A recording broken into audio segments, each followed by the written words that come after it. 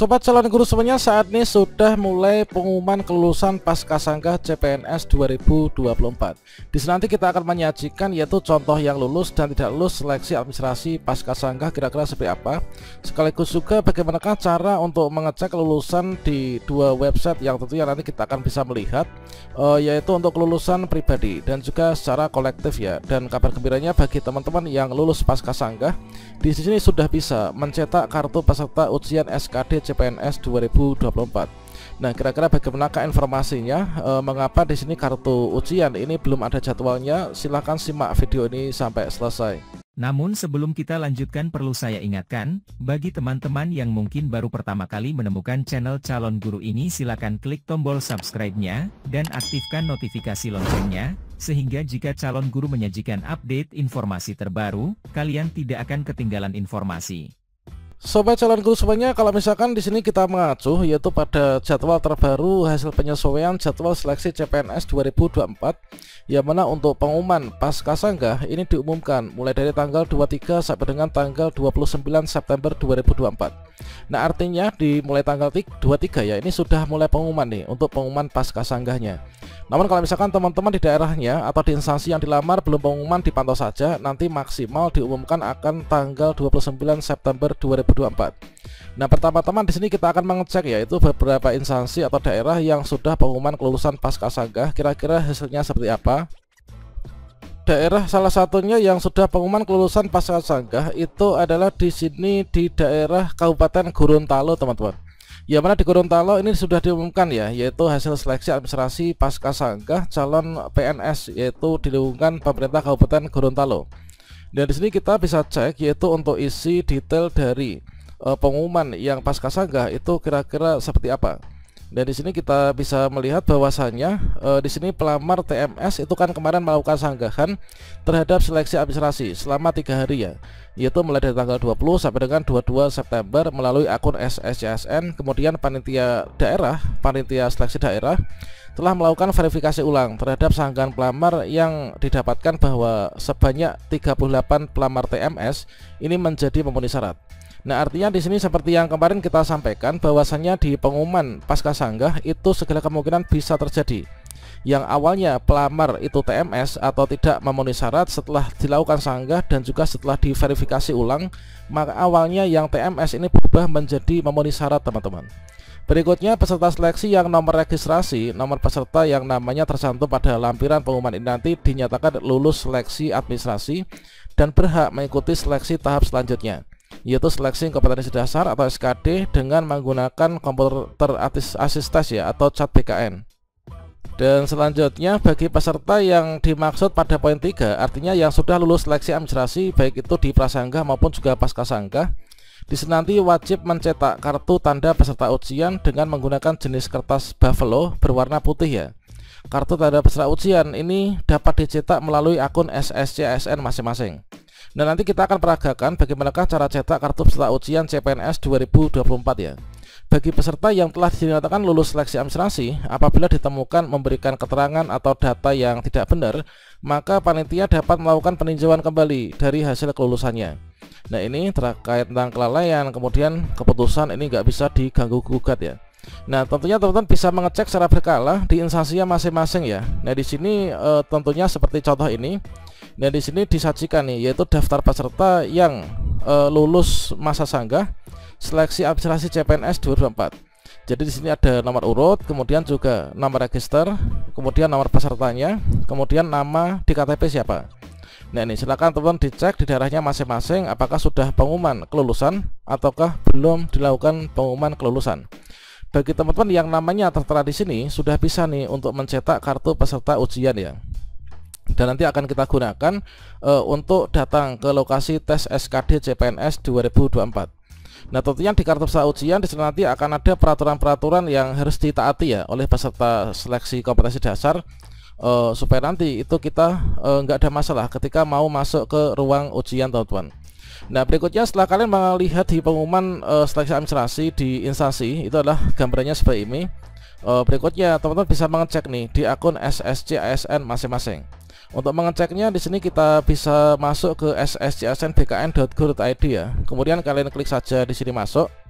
Kemudian kalian klik saja di sini yaitu oke ya. Dan berikutnya kalian masukkan nick dan juga passwordnya. Kemudian di sini kita masukkan kode captcha yang muncul.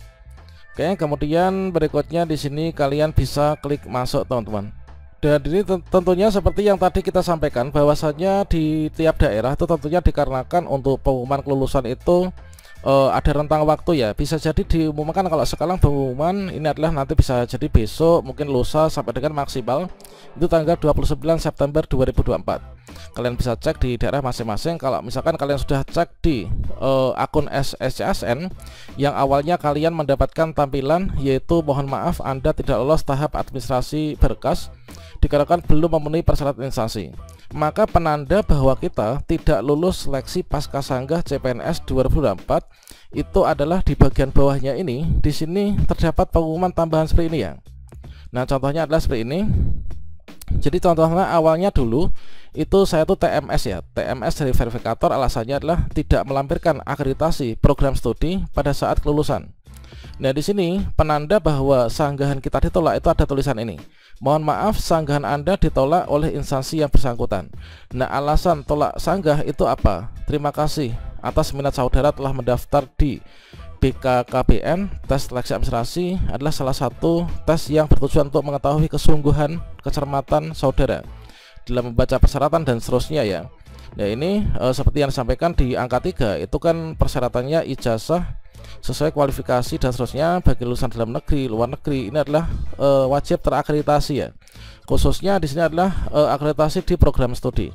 Nah, meskipun kemarin ketika di bagian upload dokumen ya, itu kan ada sertifikat ataupun juga tangkapan layar, yaitu sertifikat akreditasi dari perguruan tinggi dan atau program studi. Itu sebenarnya yang paling penting itu adalah prodinya ya. Nah, ini jadi kalau misalkan teman-teman kebanyakan yang hanya mengupload sertifikat akreditasi dari perguruan tinggi saja, prodinya nggak dilampirkan, itu memang di sini banyak sekali yang tidak lulus seleksi administrasi. Inilah untuk contoh yang TMS atau tidak lulus Paskasangga seleksi administrasi. Nah, sedangkan untuk teman-teman yang lulus Paskasangga, tentunya di sini kalian mendapatkan tampilan baru ya. Bagi teman-teman yang lulus Paskasangga, ketika mengecek di tanggal pengumuman Paskasangga ini, maka di sini sudah muncul yaitu tombol untuk cetak kartu peserta ujian seleksi administrasi. Selamat Anda lolos tahap administrasi berkas. Kemudian silahkan klik tombol di bawah ini untuk melakukan pencetakan kartu ujian CASN. Kemudian teman-teman silahkan klik saja di sini yaitu cetak kartu peserta ujian ya. Nah, namun untuk saat ini teman-teman tentunya heran juga ya, ketika kalian klik cetak kartu peserta ujian, ini kalian bisa mengunduh kartu peserta ujiannya. Contohnya adalah seperti ini ya. Nah, namun di sini di bagian informasi lain ini nanti akan berisi yaitu jadwal per sesi kita itu nanti jatah untuk tes ujian SKD-nya itu kira-kira kapan? Itu memang belum ada teman-teman.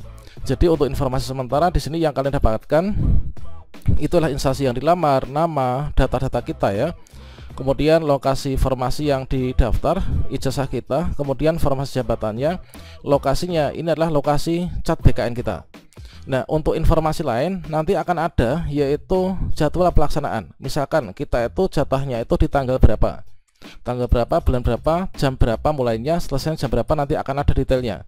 Nah, mengapa sekarang ini masih kosong? Nah, di sini masih kosong dikarenakan memang di sini nanti untuk tahapan berikutnya setelah pengumuman Paskasangga ini nanti adalah jadwalnya itu masih dilakukan penarikan data final.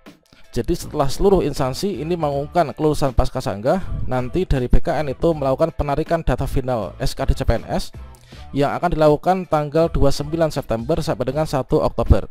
Setelah itu nanti barulah disusun untuk penjadwalan SKD CPNS ya. Nah, penjadwalan ini adalah tanggal 2 sampai dengan tanggal 8 Oktober. Nah, selanjutnya di poin ke-11 inilah yaitu pada saat pengumuman daftar peserta, waktu dan tempat SKD CPNS, nanti teman-teman akan muncul untuk pembagian jadwalnya di sini yaitu tanggal 9 sampai dengan 15 Oktober. Nanti akan muncul yaitu untuk jadwal kita itu nanti kira-kira hari apa, jam berapa sampai dengan jam berapa di ruang mana. Nah, informasi lain nanti akan disampaikan pada tanggal ini ya. Ini sesuai dengan pengalaman di tahun-tahun sebelumnya adalah memang seperti itu teman-teman. Jadi bagi kalian yang lulus Paskasangga, saya ucapkan selamat. Kalau misalkan di sini belum ada jadwalnya, masih kosongan, pantau secara berkala. Sekarang ini teman-teman cetak bisa saja. Namun nanti ketika setelah pengumuman peserta, teman-teman harap mencetak lagi ketika untuk isian dari jadwal per sesi ini sudah lengkap ya. Kira-kira demikian, semoga sukses untuk kita semuanya. Bagi kalian yang menginginkan ikut bimbel CPNS SKD 2024, silahkan cek tutorialnya di deskripsi ya.